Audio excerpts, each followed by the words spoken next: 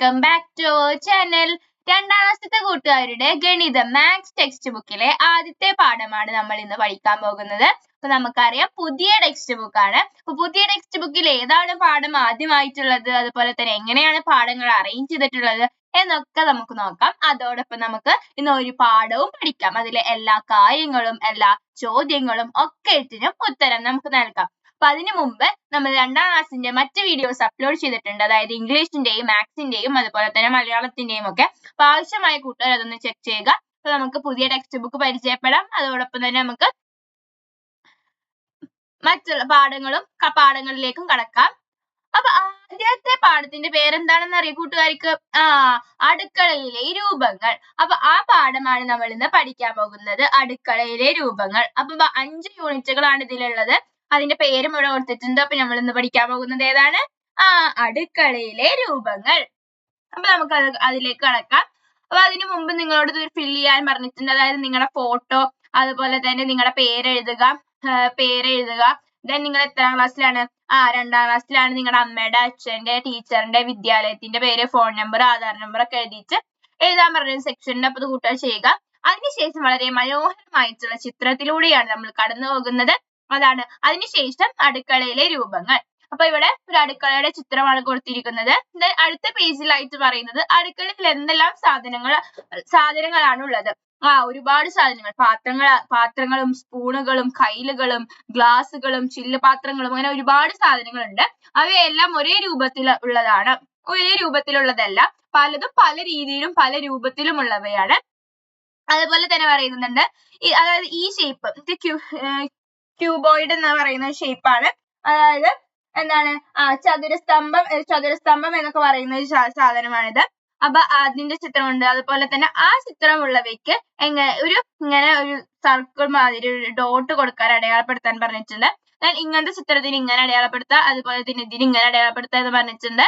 അപ്പൊ അത് അടയാളപ്പെടുത്താൻ പറഞ്ഞിട്ടുള്ളത്. അപ്പൊ ഈ ചിത്രത്തില് നമ്മൾ നോക്കുകയാണെങ്കിൽ അതായത് ഈ സാധനം, അതായത് ഇവിടെ ട്രയാങ്കിൾ പോലീ കൊടുത്തിട്ടുണ്ട്. അപ്പൊ അതിന് നമ്മൾ ഇൻറ്റു എന്ന് പറഞ്ഞ് അടയാളപ്പെടുത്താം. അതുപോലെ തന്നെ ഇതിന് ടിക്ക്, ഇതൊരു ചിത്രമാണ്. ഇതിന് നമ്മൾ എന്താ കൊടുക്കേണ്ടത്? ഇങ്ങനെ സർക്കിൾ ആയിട്ടുള്ളത്. അപ്പൊ അങ്ങനെ അടയാളപ്പെടുത്താൻ പറഞ്ഞിട്ടുണ്ട്. അപ്പൊ ടെക്സ്റ്റ് ബുക്കിൽ നിങ്ങളൊന്ന് അടയാളപ്പെടുത്തുക. അതിന് ശേഷം എന്താ പറഞ്ഞിട്ടുണ്ട്? അതായത് വൃത്തസ്തംഭവും ചതുരസ്തംഭവും തമ്മിലുള്ള വ്യത്യാസം എന്താണ് തമ്മിലുള്ള വ്യത്യാസങ്ങൾ എന്തെല്ലാം എന്ന് പറയാൻ പറഞ്ഞിട്ടുണ്ട്. അതായത് ഇതിൽ നോക്കുകയാണെങ്കിൽ എന്താണ്, ഒന്നിന് ഈ 2 രൂപങ്ങൾ തമ്മിൽ വ്യത്യാസം, ഒന്നിന് മൂലകളുണ്ട്. അതായത് മൂലകൾ കണ്ടിട്ടില്ലേ, ഇതുണ്ട്. പക്ഷെ മറ്റത് എന്താണ്? മറ്റൊന്ന് വളഞ്ഞതാണ്. ഇത് വളഞ്ഞതാണ്, അതുപോലെ വൃത്താകൃതിയിലുള്ളതുമാണ്. അപ്പൊ അതാണ് അതിന്റെ വ്യത്യാസം. അപ്പൊ നിങ്ങൾക്ക് മനസ്സിലായെന്ന് വിചാരിക്കുന്നു. അടുത്തത് ഒരു കുട്ടി തമ്മിലുള്ള സംഭാഷണമാണ്. അപ്പൊ അവരുടെ ഫേഷ്യൽ എക്സ്പ്രഷനിൽ നിന്ന് മനസ്സിലാക്കാം അവരെന്താണ് അയ്യോ എന്നൊക്കെ പറഞ്ഞിട്ടുള്ളൊരു എക്സ്പ്രഷൻ ആണ് അവിടെ. അതാ ഒരു എലി, അയ്യോ പാത്രങ്ങൾ. അപ്പൊ നമുക്കറിയാം എലി വീടിനുള്ളിൽ കടന്നിട്ടുണ്ടെങ്കിൽ അല്ലെങ്കിൽ അടുക്കളയിൽ കടന്നിട്ടുണ്ടെങ്കിൽ ആ സാധനങ്ങളൊക്കെ നാശാക്കുകയും പൊട്ടിക്കുകയും ഒക്കെ ചെയ്യും.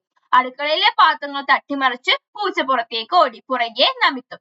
അപ്പൊ എലിയെ പിടിക്കാൻ പൂച്ച എലിയെ പിടിക്കാൻ വന്നു. അങ്ങനെ ആകെ പാത്രങ്ങൾ തട്ടിമറിച്ചു. അങ്ങനെ ആരാണ് പോയത് അവരുടെ കൂടെ? കുട്ടിയുടെ പേര് നമിത്ത് എന്നാണ്. എലിയും പൂച്ചയും എന്ന് പറഞ്ഞിട്ടൊരു ഭാഗമുണ്ട്. എലിയും പൂച്ചയും ഇവിടെ 3 രൂപങ്ങൾ കൊടുത്തിട്ടുണ്ട്. പൂച്ചയ്ക്ക് എലിയെ കിട്ടുമോ? അപ്പൊ നമുക്ക് നോക്കാം പൂച്ചയ്ക്ക് എലിയെ കിട്ടുമോ എന്ന്. പൂച്ച നുഴഞ്ഞു പോയി ഈ രൂപങ്ങളിലൂടെ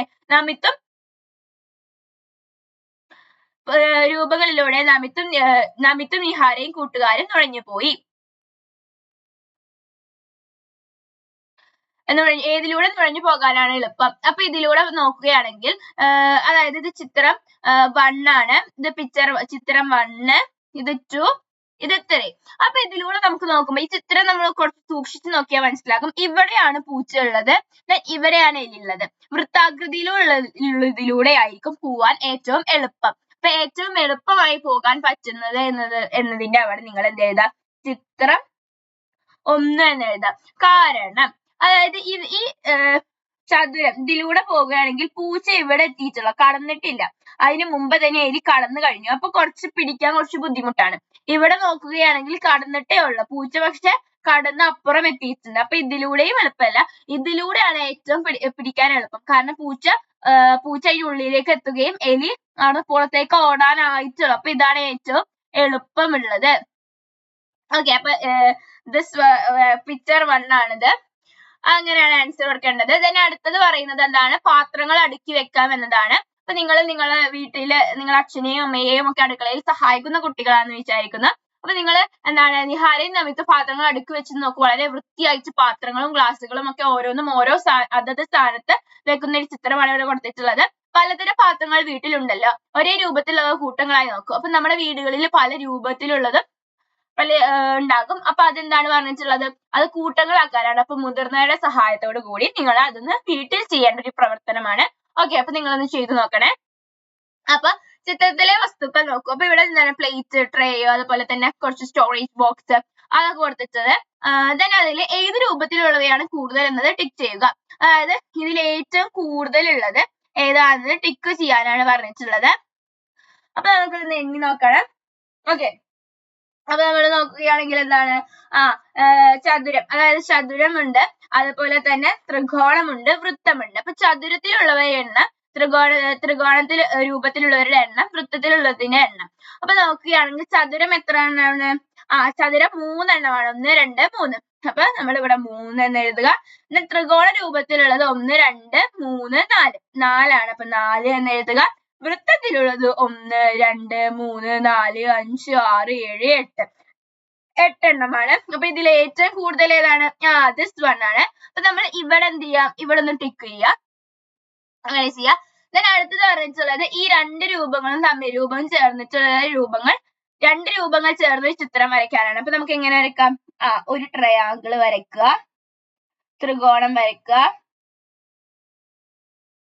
ഓക്കെ, then നിങ്ങളൊരു ചതുരം കൂടി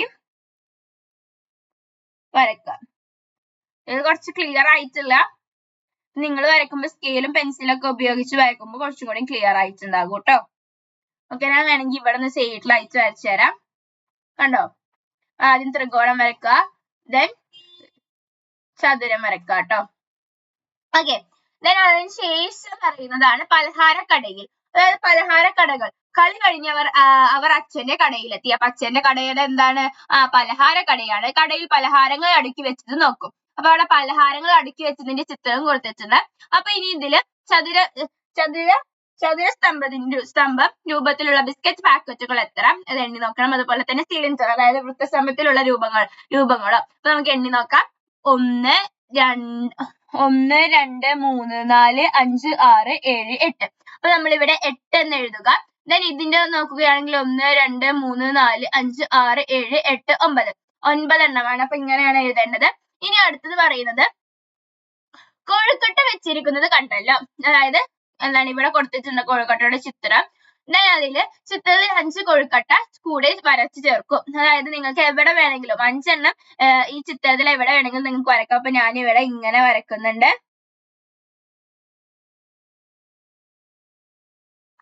അപ്പൊ 2 എണ്ണമായി, ഇപ്പൊ 3 എണ്ണമായി, then 4 എണ്ണമായി, then 5 എണ്ണമായി. അപ്പൊ നമുക്ക് ഇങ്ങനെ വരക്കാം.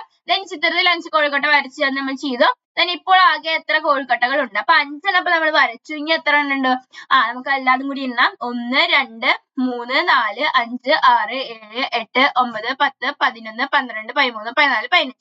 അപ്പൊ 10 എണ്ണം അവർ ചിത്രത്തിൽ കൊടുത്തിട്ടുണ്ട്. അതിന്റെ കൂടെ നമ്മൾ 5 എണ്ണം കൂടി വരച്ചു ചേർത്തു. അപ്പൊ മൊത്തം 15 എണ്ണമാണ്. അപ്പൊ നമ്മൾ 15 എന്നവിടെ എഴുതുക.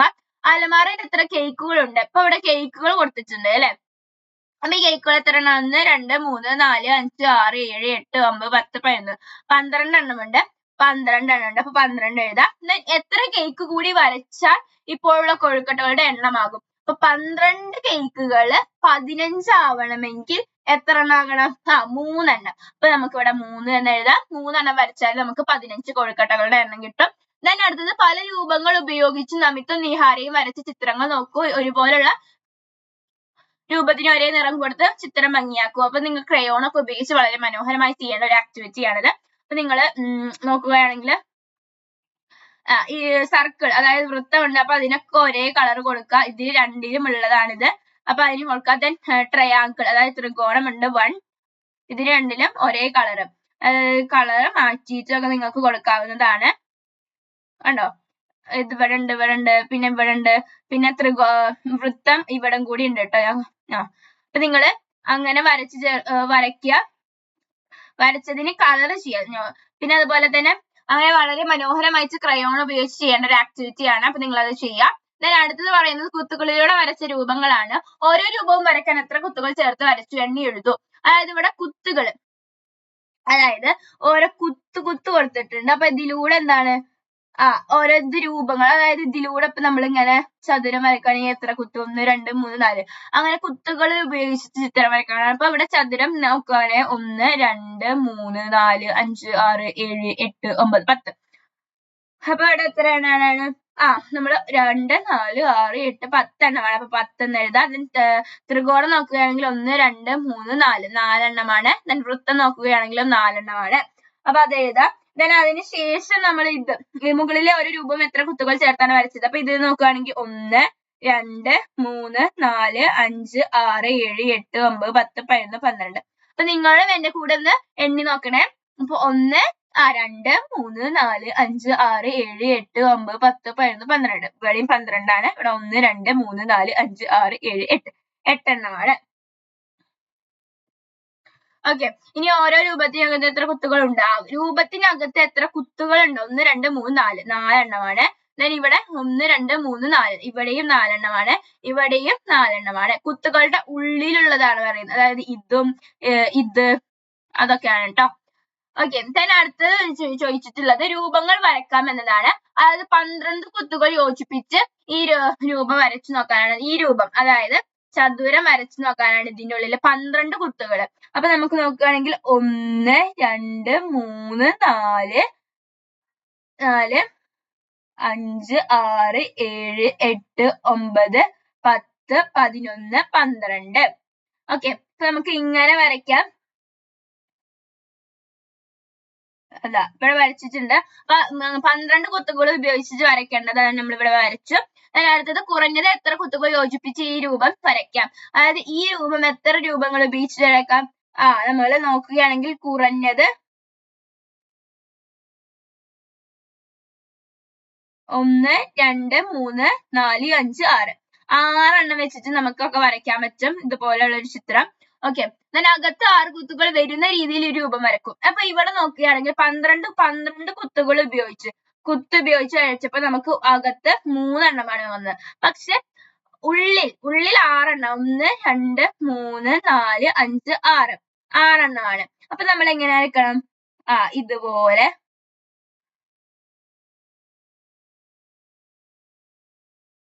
ഓക്കെ, 1 2 3 4 5 6. അപ്പൊ ഇതാണ് ഉള്ളിൽ 6 കുത്തുകൾ ഉള്ളത്.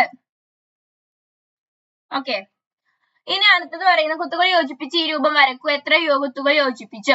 ഈ ഒരു ത്രികോണ രൂപം വരയ്ക്കാനാണ് വരച്ചുള്ളത്.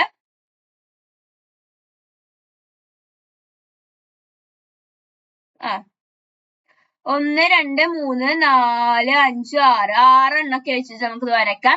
ഈ രൂപം വരയ്ക്കാൻ കുറഞ്ഞത് എത്ര കുത്തുകൾ വേണം? അതായത് ഈ രൂപം വരയ്ക്കണമെങ്കിൽ കുറഞ്ഞത് നമുക്ക് എത്ര രൂപം വേണം? 1 2 3 4 രൂപമാണ് വേണ്ടത്. then ഈ രൂപം വരയ്ക്കണമെങ്കിൽ നമുക്ക് എത്ര രൂപം വേണം?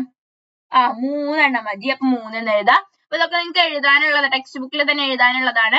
നമിത്തുണ്ടാക്കിയ രൂപങ്ങൾ നോക്കും. അപ്പൊ ഇവിടെ നമിത്തുണ്ടാക്കിയിട്ടുള്ള രൂപങ്ങളാണ്. ഓരോന്നിനുമുള്ള ചതുരം, ത്രികോണം, വൃത്തം ഇവയുടെ എണ്ണം ചുവടെയുള്ള രൂപങ്ങൾക്കുള്ളിൽ എഴുതാനാണ്. അപ്പൊ ഇവിടെ നോക്കുകയാണെങ്കിൽ ആദ്യത്തെ ചിത്രമാണിത്. ആദ്യത്തെ ചിത്രത്തില് എന്താണ് ചതുരം എത്ര എണ്ണമാണ്? 1 ആണ്. ത്രികോണം 2 4 5 എണ്ണമാണ്. വൃത്തം 1 ആണ്. then അടുത്തത് ഒരു വീടിന്റെ ചിത്രമാണ്. അതില് ചതുരം എന്ന് പറയുന്നത് 1 2 3 എണ്ണമാണ്. ത്രികോണം എന്ന് പറയുന്നത് 1 2 3 എണ്ണമാണ്. then വൃത്തം എന്ന് പറയുന്നത് 2 എണ്ണമാണ്. അതായത് 1 2 ഇതാണ് കേട്ടോ 2. then അടുത്ത ചിത്രം നോക്കുകയാണെങ്കിൽ ചതുരം എന്ന് പറയുന്നത് 1 ആണ്. ത്രികോണം എന്ന് പറയുന്നത് 2 എണ്ണമാണ്. then വൃത്തം എന്ന് പറയുന്നത് 3 എണ്ണമാണ്. then അടുത്ത ചിത്രത്തില് ത്രികോണം എന്ന് പറയുന്നത് 4 എണ്ണം, വൃത്തം 1, then ചതുരം 1, വൃത്തം 4, then വൃത്തം 4, ചതുരം 1. അപ്പൊ അങ്ങനെയാണ് കേട്ടോ. ഇനി ഈ ചതുരം, ത്രികോണം, വൃത്തം എന്നിവ ഉപയോഗിച്ച് രൂപം വരയ്ക്കാനാണ്. അതായത് ഈ രൂപവും അതുപോലെ തന്നെ ഈ രൂപവും അതുപോലെ ചതുരം. ഇതൊക്കെ കൂടിയിട്ട് ചിത്രം വരയ്ക്കാനാണ്. അപ്പൊ കൂട്ടുകാരെ ഇതൊന്ന് വരച്ചു നോക്കാം. പിന്നെ അടുത്തത് നമിത വ്യായാമം ചെയ്യുന്ന ചിത്രം നോക്കൂ. ഇവിടെ അതായത് നമിത് വ്യായാമം ചെയ്യുന്ന ഒരു ചിത്രം കൊടുത്തിട്ടുണ്ട്. അപ്പൊ ഇതുപോലെ വ്യായാമ ചിത്രങ്ങൾ തീപ്പെട്ടി കമ്പുകൾ ഉപയോഗിച്ചുണ്ടാക്കുക. അവ ചിത്രങ്ങൾ വരയ്ക്കുവാനാണ് വരച്ചത്. തീപ്പെട്ടിക്കൊള്ളി ഉപയോഗിച്ചിട്ടാണ്. അപ്പൊ നമുക്കിതൊന്ന് ജസ്റ്റ് ഒന്ന് വരച്ചു നോക്കാം. നിങ്ങൾ പെൻസിലും സ്കെയിലൊക്കെ വെച്ച് ചെയ്യുമ്പോൾ കുറച്ചും കൂടി വൃത്തിയും ഭംഗിയും ഒക്കെ കൂടുതലായിരിക്കും. അപ്പൊ നിങ്ങൾ ആദ്യം ഒരു വര വരയ്ക്കുക, എന്നിട്ട് ഇങ്ങനെ ആക്കുക. അപ്പൊ കാലിന്റെ ഒരു ഷേപ്പ് കളർ ചെയ്യണമെങ്കിൽ കളർ ചെയ്യുക. then അടുത്തത് ഇങ്ങനെ കളർ ചെയ്യുക. then നമുക്ക് ഇവിടെ ഒരു റൗണ്ട് വരയ്ക്കണമെങ്കിൽ ആവാം. അപ്പൊ ഇങ്ങനെ നമുക്ക് വരയ്ക്കാം. then അടുത്ത ചിത്രം നോക്കൂ. അടുത്ത ചിത്രം വരയ്ക്കുകയാണെങ്കിൽ ആദ്യം ഒരു സർക്കിൾ വരയ്ക്കുക. then ഇങ്ങനെ ചെയ്യുക. then ഇങ്ങനെ എന്നിട്ട് അതിനൊരു കാലും ഒരു ചെരുപ്പ് ഷൂ അങ്ങനെ ഒരു വരയ്ക്കുക. then ഇങ്ങനെ ഒരു കുട്ടിയുടെ കൈ പൊന്തിക്കണതല്ലേ, അപ്പൊ ഇങ്ങനെ ആക്കിയിട്ട് ഇങ്ങനെ വരയ്ക്കുക. ഓക്കെ, അപ്പൊ ഇങ്ങനെ നിങ്ങൾക്ക് വരയ്ക്കാവുന്നതാണ്. then റിബൺ ചിത്രങ്ങളാണ്. കടലാസ് റിബൺ ചേർത്തുണ്ടാക്കി ഇതുപോലെ വിവിധ ചിത്രങ്ങൾ ഉണ്ടാക്കുക.